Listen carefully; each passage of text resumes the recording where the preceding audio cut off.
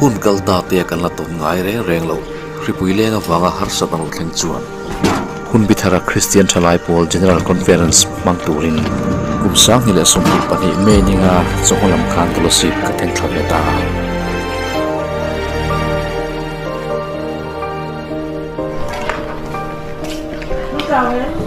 chào luôn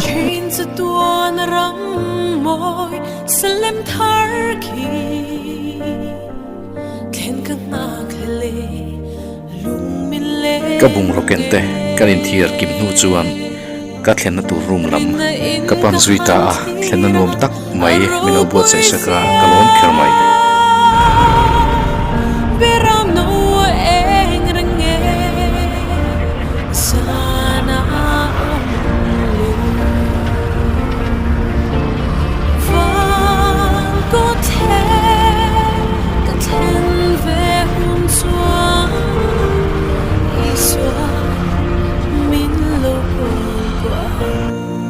Kolosipa venglung lai diek kon hona chuan in khoma tur pheikhok leidurin ka tu zong te kanen kuala hei hian kamitala in anal pati hu maya aparu riawa riana po kanayani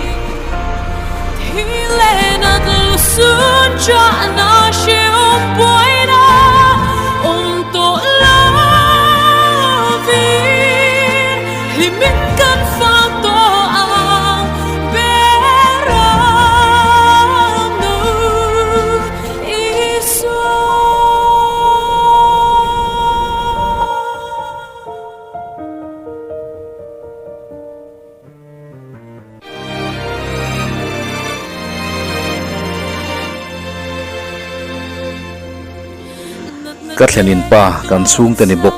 matlan moi khiang te chuanin akar chuan nuam tak mai mangin kolosip khopui chung te min fan kual puya ani hi karin chun dana hian ka u tur ani ti hianin marweng lama tangin project veng lama kan pheidon ania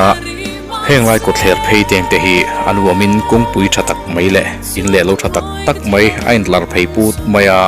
kolosip hi khopui lian tak le district capital Thangduang tak mai ni in kamu ani atir lama kan soita kan khan tuntuma K3P General Conference kan man tur hi kumdanga kan man hun ang thin ayat laya ripui lenga wangin kan mang theidong chau ania tuna hian meitha ani in kholum wanglai ani chotran dona kolosip po hi alum ang reng hu maya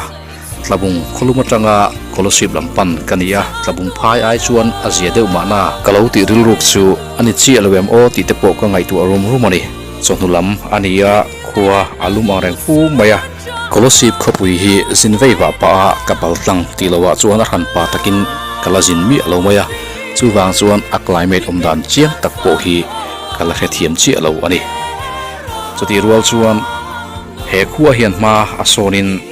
building thatak tak tele ko thler kongpui thatak tak teng ten achun tlanga hetianga khodung kan han fan pa a mipui chetla vel le conference thleng tura anin buat saidan chi rang te an counter lo chei moidan te kan thlir hianin khoin lungrual tak le tangtlang tak mai tho ho na po nei tha an ni ti a riat viawin ka ria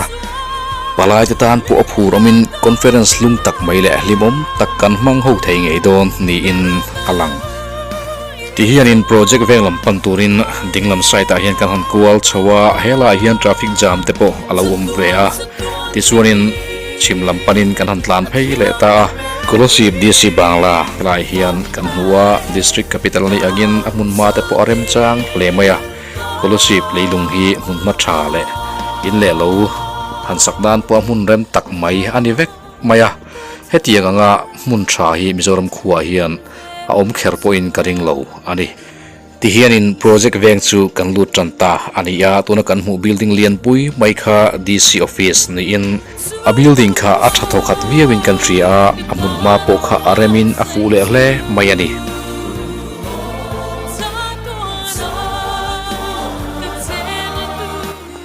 ti hianin marveng lampanin kan hong le ta a helaya biakin moi tak mai kan hu hi marveng presbyterian ko kan biakin ni in amun ma po kha arem vele fu thomai kha po kha ti chuan kan thian then khat tenen kan thlenin pa humatan moi khiang te hianin scholarship khopui chunga hun poimo tak tak tele sarkar malak na lian tham omang chi tengte kan la mu lo tele muatana tul veni oma afe tang chi tengte min pan kual pui turin min han tlan chu pui le tania kan lomin kan phu le baya tisuan marveng lama tangin gosen lamte rengte kon lamte le sport complex tabaka hun poimo dang tele view thatak tak atang tein scholarship khopui hi min thlir kual pui le don ani hetiang taka impact na ro pui ne na kan thanin pa fel le abula omnuam em mai na du sak na tin reng ne na khuwa min han chuan pui hi anuam kan ti in kan lomin kan lim tak zeta heti hun lai hian Irfan Khan khatiang khan thu asoi don nei ti po kan la khre hau lo ani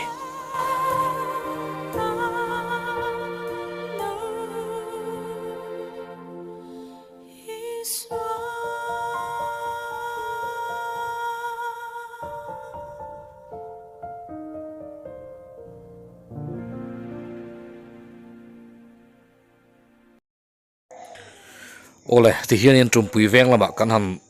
chuang kai le ta ni a khulai khuanin puke lorin liana Minister of State in saklai ania somi kan ma a in chungzum pali omso ti hian in veng lai lama te kan han kual lut le ria hun rang kan kal kual na sa le maya ti suanin tuna hian sport complex lama kan lut thale dona heng lai hun te po hi kan han rap vele don ta dai ngai lo ram kan fang mek ania kan tan chuan thil thar vek ania wangin anuam hle maya heng munang teng te hi entika nge kan ra lenga tipo kan soi theilawa chuti rol chuan tuna hian hun thatak mai naya K3P General Conference palai nichunga hetianga hun thol le hun tha kan han nei thei hi achan ber pakhat nia langpo tuntum conference sian au raya nilichung te me mai au don awangin hun ol te po kan han in siam ve thei hlek ania ati zia phian mai achung lama hianin kan lut thlave reng te angkatia ti hian heng mun te hi sarkarina ma anlak na mun poimo le mun thalai te tan po a chenfak om tak ani ngei karinga alari sunzom zel po ka be sein hetiang mun ma tha le chenfak om te tun lai thalai te na an han nei thei teng te infiam mi te tan po a beltlak tak mai stadium pa ngai te kan han nei ve ta zel po hi alom oma tun lai mi te ni hlona po alang chiang le ni in ka ria ani amun ma anuama tin akho hoi vel te po arem chang phian mai boka scholarship khopuya hian eng construction po handin donila rmm vek mai ni hian alangani tuna kan omna mun hi exercise so mun pui ni in helai tlang atang hian scholarship khuwa han thlir vel te po arem chang le maya keni po in hetiang hianin kan han kal to teng tele atlang le mual om dan teng te he hunga tang hian kan han thlir kuala tin boruak te po hela he chuanin scholarship khachung ro rawa mun dang ai chuan adai de usok po in ka ria hun enge moti chung chu hela hian kan han chola ti chuanin tlai lam haloni ta zanin khom te kan du dona chuwang chuan hun rei tak han om thei kan ni lem lo wangin hanin bul faya chote hanaya chumi zo chuanin khom turin siama pandal lam kan pan thuai angai dona wangin hun rei helai hian manglovin kan ho ta a ti chuan in lama te kan han chol ha dama rei lo te ti te kan han vor ho thing pui te kan han ina ti chuan zan lama in khom turin kan in buat sai tanta a ti hianin kan thlen na muna hianin in kom khom tur mun zau tak mai kan nei theya in nei tu pa felem em mai pumatlan moi hianin min kom lim thiamin kan du zong te kan ti du zong te min han soipui ne hle maya abula hian kan tlang lelin anwom po kan ti tak zeta anin chung an han cheidan velte amoi na changkang hle maya ceiling po an nei moi turu hle ani mei ni ruksang ni som ni pani ni chuan pandalama hun mang turin ka thleng ma hle maya hetiang hian kan huang hian mi pui po anat lem fu maya conference palai thlen kimni atana ruat kal khom te hi kan la tam tham lem lo wangin pandal chung po akhat lutuk lawa choma in khom bana hian bial le brand strong ta tana buat sai kumpuan thu pui zir ho tur copy teng te central K3P le sinot office lama in kai hruina bu poimo te leiturin hun kan mang le a ti chuanin kabulami hi kan rong bol pui rel pui ania ani nian hianin karin mu fu hlol mai hei alomam du khop mai zanlam hunte kan han mang chozela zai hote anuamin report ngai nom takle bengwar thlak tak mai ta suan nun ram achomin christian thalai tiana kan ti turtam takmin riat chuatir war maya a hlok thlak hle ani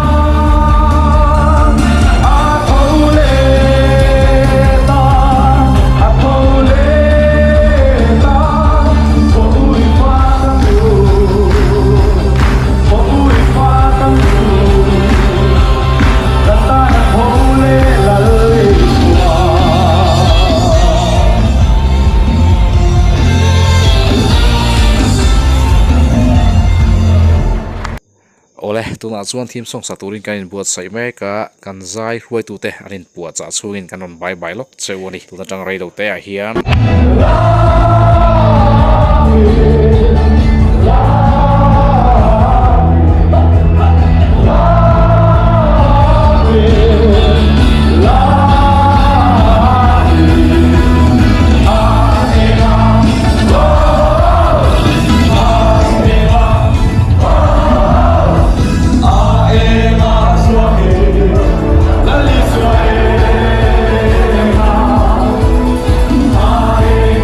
Look, you know, I don't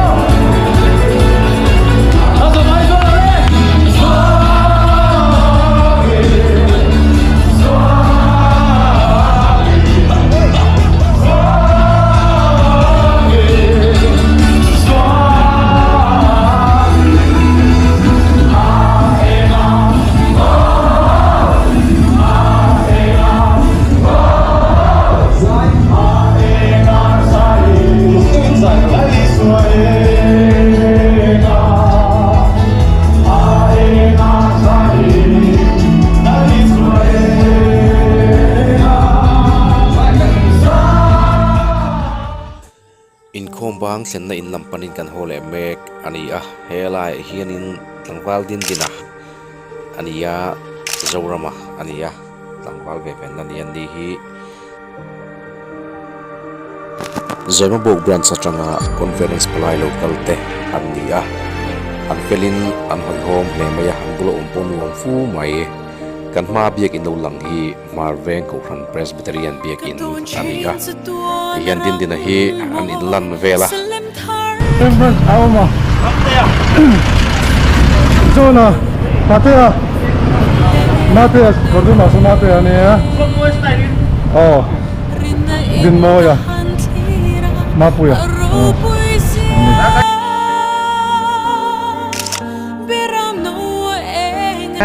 Anh đi chú ô, bye bye. hianin scholarship khodunga an vei va Hey, kami start kan ni. kalbi start lai ada Conference kami. conference kami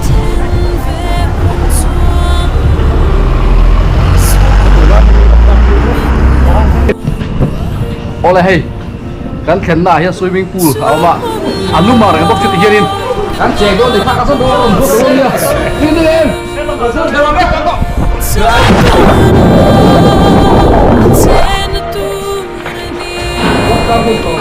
nửa lớp từ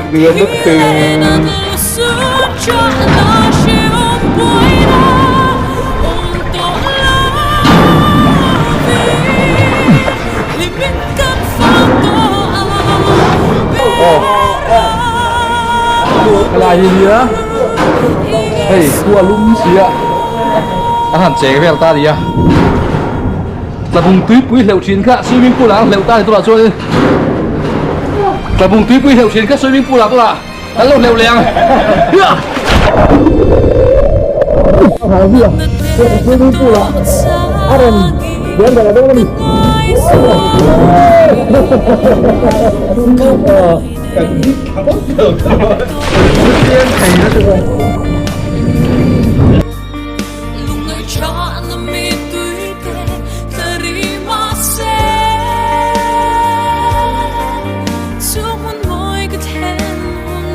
oleh tuna hianin sakor tui chun branch atanga palai local ten anlo bye bye a hei ama sabera ron lang hi valte ania so lai son putsunga o ama tin uzawate ania kal khop mai an ni ne hian share ship lam atanga email fiat chau to ania palai ron thlen bel zela mi pui po an thon ta fu maya hela hian kan thian then khaten kan han in mule a ro lang mek hi buzote ania o aron bye bye ani khanin scholarship lama kan thian te ani hi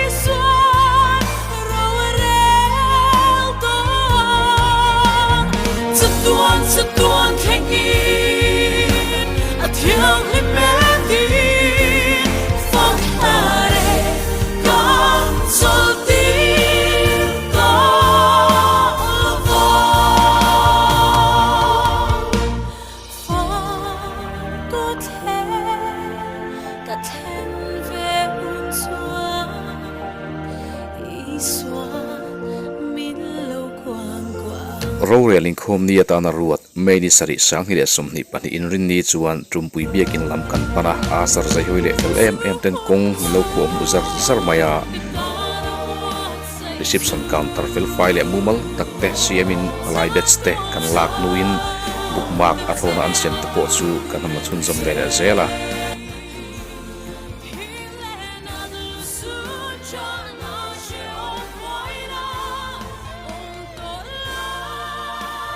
biakin chung kan han lut ta an lo chei bol dana hi amoin aza tel fai tok hle ani choma dar kwa a hian central KTP ruai tu thlan na kan nayanga chumi zo chuan rural khom kan tram don ani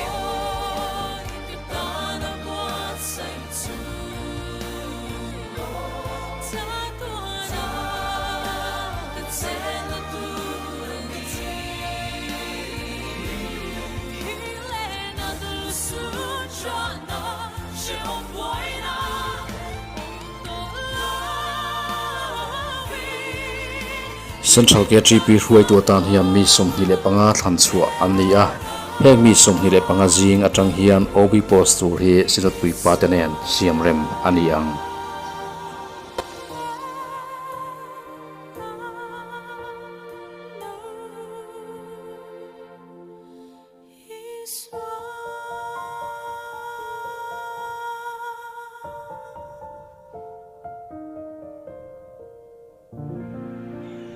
chonhulam hun kan tran le main chun chol kan neya thleng tulam ten eile in tur milo bua sai sak chu ko khan hola a hu homin hetiang hian kan han ei ani a hemin hu hian zon ram thira te kan han neya reilo te kan han chol khomon nuwa chonhulama roral thun zom turin biakin chung lam kan pan le ta a biakin ko ta chuan chol lai lo lai te aloni boka biakin thalak pui an tam hle maya hetiang hianin mun thang thanga aloin post chi ai choi maya a group angte single angte poin he biakin trumpui presbyterian ko ram biakin moi tak mai KTP general conference rural na nibok hi thalak pui an tam hle in hetianga palai tena ngai hluta thinlung an nei po hi ngai hlut tur dik tak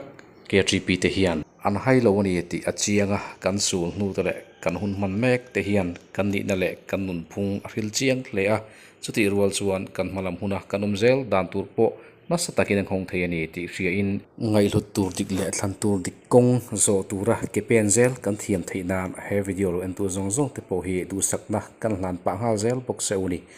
asar hlim mel moi tak han hu hi asar ni na nen ain ramin an chan vo le ni na len chua konga hlim mel puthi asar ni na tur dik tak po ni in alang